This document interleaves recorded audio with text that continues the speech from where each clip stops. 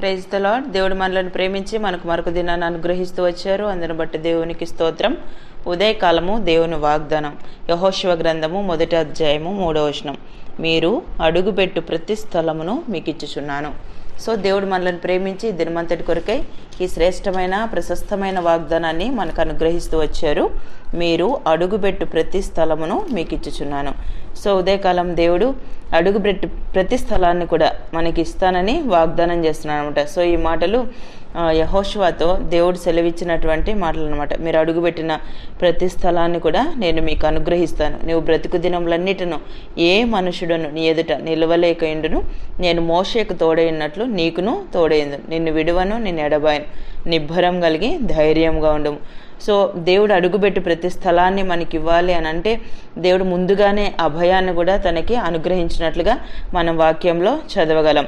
ఎప్పుడైతే అడుగుపెట్టి ప్రతి స్థలాన్ని నువ్వు స్వాధీనం చేసుకుంటావు అని అంటే నువ్వు నిబ్బరం కలిగి జాగ్రత్త పడి బహుధైర్యంగా ఉండి నా సేవకుడైన మోషే నీకు ఆజ్ఞాపించిన ధర్మశాస్త్రం అంతటి చొప్పున చేయవలను. నువ్వు నడిచి ప్రతి మార్గంన చక్కగా ప్రవర్తించినట్లు నీవు దాని నుండి కుడికి కానీ ఎడమకు కానీ తొలగకూడదు. ఏదైతే దేవుడు ఆజ్ఞాపిస్తూ వచ్చాడో ప్రతి మార్గమున చక్కగా ప్రవర్తించినట్లు, ప్రతి మార్గమున చక్కగా మనం ప్రవర్తించినట్లుగా అంటే ప్రతి విషయాన్ని కూడా మనం జాగ్రత్తగా గైకొనాలి అన్నట్టు దేవుడు చెప్తా ఉన్నాడు అనమాట. అప్పుడే ఈ మార్గం నువ్వు వర్ధిల చేసుకుంటావు, చక్కగా ప్రవర్తిస్తావు, అడుగుపెట్టి ప్రతి స్థలాన్ని కూడా నేను నీకు అనుగ్రహిస్తాను అని దేవుడు ఉదయకాలం మనకు కూడా వాగ్దానం చేస్తున్నాడు అనమాట. ఎప్పుడైతే దేవుడు ఆజ్ఞాపించిన వాటిని మనం చేయటానికి ఇష్టపడతామో, సో ఎప్పుడైతే మనం చక్కగా ప్రవర్తిస్తామో, సో దేవుడు ఏదైతే మనకు సెలవిస్తూ వచ్చాడో ఆ ప్రకారం మనం చేయటానికి మనస్ఫూర్తిగా ఇష్టపడతామో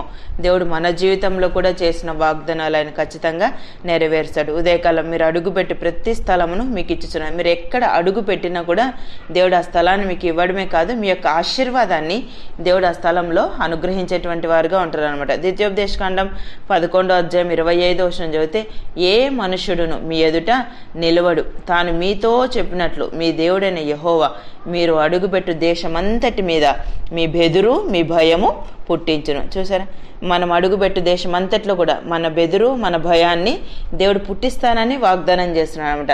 అంటే ఏదో మనం ఒక దేశానికి ఇశ్రాయేల్ ప్రజలకు దేవుడు వాగ్దానం చేసినటువంటి ఆ దేశం అదే అని కాదు కదా. మన జీవితంలో మనం ఎక్కడ పనిచేస్తున్న స్థలాల్లో సో మనం ఎక్కడైనా సో ఆలోచించి అంటే ఫర్ ఎగ్జాంపుల్ మనం ఏదైనా స్థలం కొనడానికైనా ఏదైనా సో మనం చేయాలనుకున్నప్పుడు ఏదైనా మనం ప్రారంభించాలనుకున్నప్పుడు ఏదైనా పనులు మనం పూనుకుంటూ వచ్చినప్పుడు సో దానికోసమైనా మనం ఎదురు చూస్తూ ఉంటాం.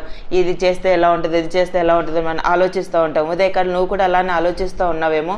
దేవుడు నీకు ఉదయకాలం వాగ్దానం చేస్తున్నాడు. సో మనము దేవుణ్ణి ముందుగా గురిగా మనం ఉంచుకొని దేవుడు ఆజ్ఞాపించినట్లు మనం చేయగలుగుతూ సో దేవుడు మనకు చూపించినటువంటి వాటిని మనం స్వాధీనం చేసుకోవాలనుకున్నప్పుడు సో దేవుడే మనకు ఒక చక్కని ఆలోచన ఇచ్చి నడిపించేవారుగా ఉంటారనమాట. సో మనం ఎక్కడ అడుగుపెట్టినా కూడా అక్కడ మన బెదురు మన భయాన్ని దేవుడు పుట్టిస్తాడు. సో ఆ విధంగా ఉండాలంటే ఇక్కడ 22వ వచనంలో కూడా మనం చదివినట్లయితే వాక్యంలో మీ దేవుడైన యెహోవాను ప్రేమించి ఆయన మార్గంలన్నిట్లో నడుచుచు ఆయనను హత్తుకొని మీరు చేయవలని నేను మీకు ఆజ్ఞాపించి ఆజ్ఞలన్నిటిని అనుసరించి జాగ్రత్తగా నడుచుకోవాలని. మనం జాగ్రత్తగా ఉన్నప్పుడే దేవుడు మనకి సో నియమించిన వాటిని అంటే మనం అడుగుపెట్టి ప్రతి స్థలాన్ని మనకు అనుగ్రహిస్తాడు. ఆ దేశంలో మన బెదురు మన భయాన్ని దేవుడు పుట్టించేవారుగా ఉంటారు. ద్వితీయోపదేశకాండం 1వ అధ్యాయం 8వ వచనం చదివితే ఇదిగో ఆ దేశమును మీకు అప్పగించితిని, మీరు వెళ్ళి దేశంను స్వాధీనపరచుకోండి. సో దేవుడే మనకి అప్పగించేటువంటి వారుగా ఉంటారు. మన కదా వాక్యంలో కూడా మనం చదవగలం. యాకోబు లాబాన్ దగ్గరికి వెళ్ళినప్పుడు అక్కడ యాకోబుని బట్టి దేవుడు లాబాన్ యొక్క గృహాన్ని ఆశీర్వదించినట్లుగా మనం వాక్యంలో చదవగలం.